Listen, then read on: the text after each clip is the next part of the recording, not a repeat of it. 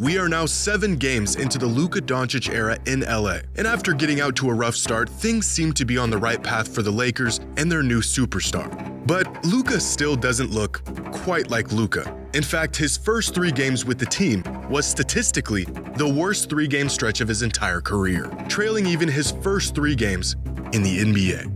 Now, there are plenty of great reasons why this has been the case. The man is transitioning into a completely new system. He's playing alongside new teammates and just beginning to build chemistry with them. He's coming off of the most serious injury in his career, and he's playing himself back into shape. And of course, he's still mentally recovering from one of the most egregious cases of backstabbing in sports history. All of these explanations are perfectly reasonable, but some fans have elected a 4th possible reason for Luka's recent slump. This man, claiming that LeBron is to blame for Luka's struggles because he simply does not make his teammates better. In fact, some fans are claiming he never has, and that Luka is next in line to have his career completely altered by LeBron and his heliocentric, self-serving play style. It's a claim that sounds outlandish, but as Luka's first stretch in LA has unfolded, I've begun to see this claim more and more. LeBron simply doesn't elevate those around him. And the more I saw it, the more I began to wonder if LeBron is a great teammate or if he is just a great player. A question that led me down a rabbit hole of player testimonies, historic data, and career trajectories to uncover the truth behind if LeBron truly makes his teammates better.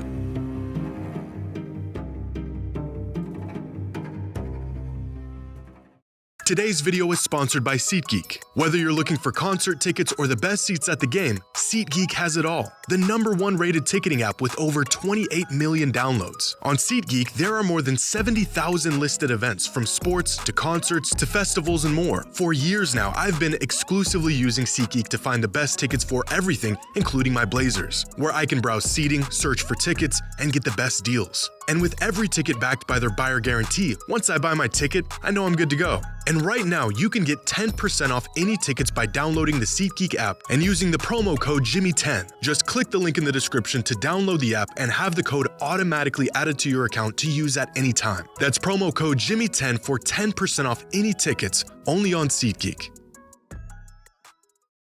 The year is 2007. Dirk Nowitzki is the MVP frontrunner. Steve Jobs just announced the first iPhone. Kevin Durant is still at Texas, and LeBron just dropped a 40-piece on the Pistons, an early masterpiece within his storied career and fuel to the fire both for fans and critics. At this point, the world was well acclimated to the megastar LeBron was becoming. This kid isn't just good, he may be the best player in the world. But does he make his teammates better? In a Slam article published in March of 2007, the question was already being posed. The verdict at the time? It didn't matter. His teammates weren't good enough to make a difference anyways, and he would need to drop 40 bombs to keep his team alive come the playoffs. Which is exactly what he did a month later when he put together one of the most ridiculous carry jobs the NBA has ever seen, dragging an underwhelming Cavs roster to the NBA Finals. Fast forward 18 years, and LeBron is still really good. And the question of if he truly makes his teammates better is still being asked. The latest evidence suggesting he actually doesn't? A 25-year-old superstar Luka Doncic struggling to adapt to a system centered around a 40-year-old LeBron. Career lows almost across the board in his first stretch with the team. And although there is a list of perfectly good explanations for Luka's struggles, some suggest the real problem is LeBron. We have seen LeBron elevate countless teammates into real championship-caliber players. But we've also seen legitimate talent get suppressed and relegated under LeBron's leadership and play style. So, is there any real validity to this argument? And is LeBron James a great teammate or just a great player? Well, over the course of LeBron's career, he has played with a total of 240 players, but many of these were for just a handful of games. Of the 240, 110 of these teammates played with him for a considerable amount of time, at least a full season of being on the same roster. And out of these 110 past and present teammates, only 27 of them played their best season in the league while playing with LeBron. That's only 25%. The other 75% of his teammates had their best season somewhere else. But this isn't really a fair metric. Many of these players became teammates with LeBron long after their prime years and weren't nearly as good or productive as they were prior to teaming up with LeBron. Now, looking at the most notable and longest tenured teammates of LeBron's career, nearly all of them played better or at least had better seasons without LeBron, and most of these players were in their prime when they became teammates, including Dwayne Wade, Chris Bosh, Kevin Love, and Anthony Davis. But this still doesn't address the progression or regression players have once they team up with LeBron. How players played in the season prior to teaming up with LeBron, how they played in the following season with LeBron, and how they played once they were no longer teammates with him.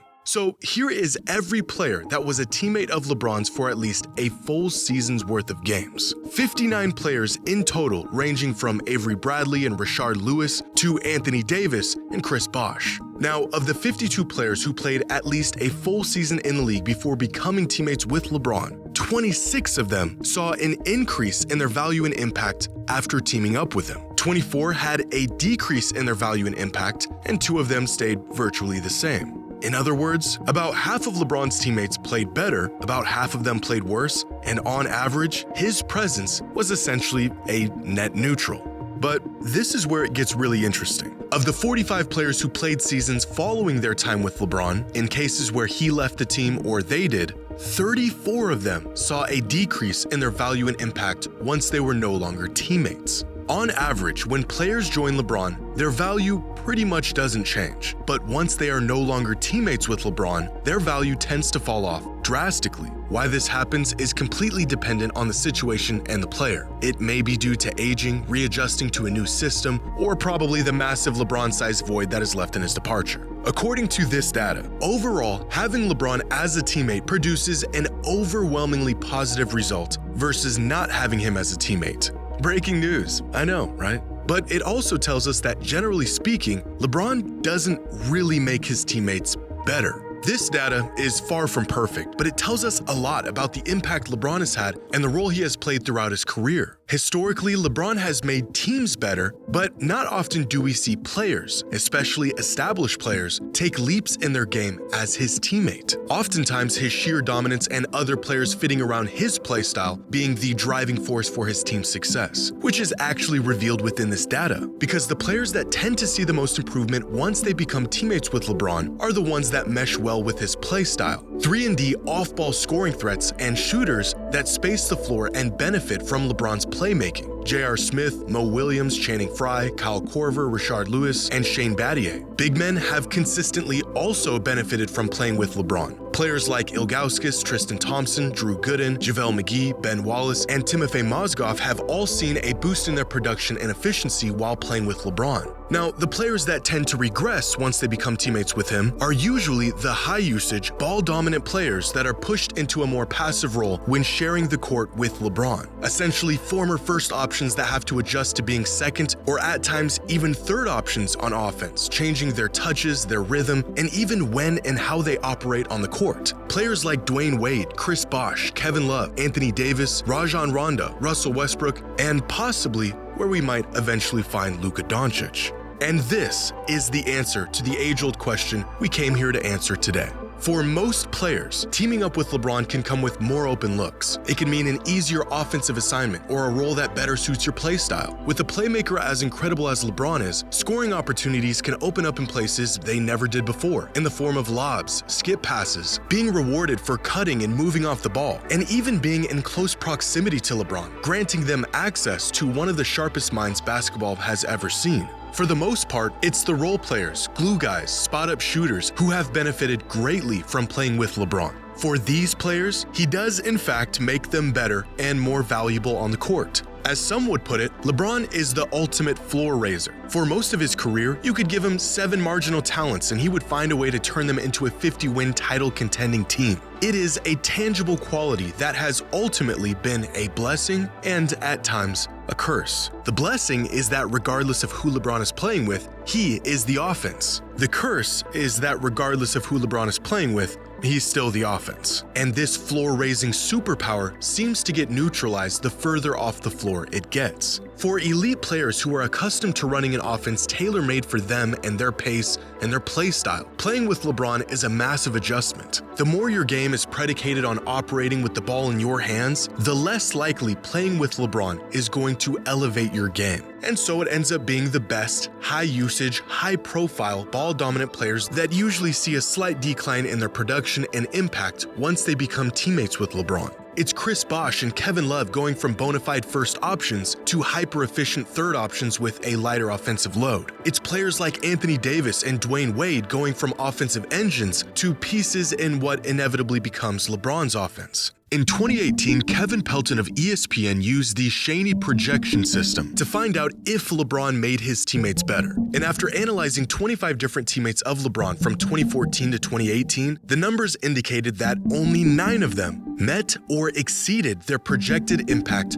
once teaming up with LeBron. Pelton's final conclusion after conducting his analysis: any team with James must be careful not to invest too many resources on players who are best with the ball in their hands. Instead, the focus should be finding role players whose games will mesh well with LeBron's. And although teaming up with LeBron is a transition that has proven to be purely incompatible for some players, a lighter offensive burden is not necessarily an indicator of regression. In fact, in many cases, sacrificing box score numbers and shot attempts and usage is a sacrifice necessary to win. For every player that was forced to take a backseat and transform their game for the sake of LeBron and the team, there's a player who's found success and improvement in being teammates with LeBron. Because LeBron may or may not make you a better player, but he has perpetually made teams better. And it's a trade-off that most players are ready and willing to make if they want to win. Dwayne Wade said that LeBron is the best teammate you could ever have. Chris Bosh said playing with LeBron was a dream and that the game was easy with him. Kevin Love said LeBron made the game easier for all of us. Anthony Davis said LeBron is the best leader I've ever played with. He makes everyone better.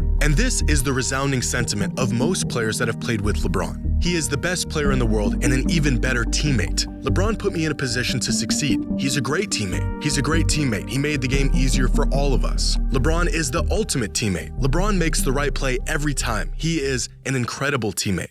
The numbers and data may get us closer to an objective truth behind this question, but it's the personal testimonies from teammates themselves that, to me, speak louder than anything. And all of this information that we gather here today gives us a small glimpse at where this duo may end up and the sacrifices that will be necessary if they want to tap into their full potential of what they can be as teammates. For 2 decades, LeBron has been the centerpiece to every roster he's ever been on. 240 teammates over the course of 22 years, all of them fitting around him. But at the age of 40, it might be time to pass the torch to a player who is ready to fill a role only LeBron once could. LeBron and Luka may be able to coexist just as they are without compromising their games. But if history has shown us anything, regardless of the talent available, and especially if the talent available is extraordinary, in order to be great, someone has to be willing to recalibrate their game in exchange for winning and what's best for those around them.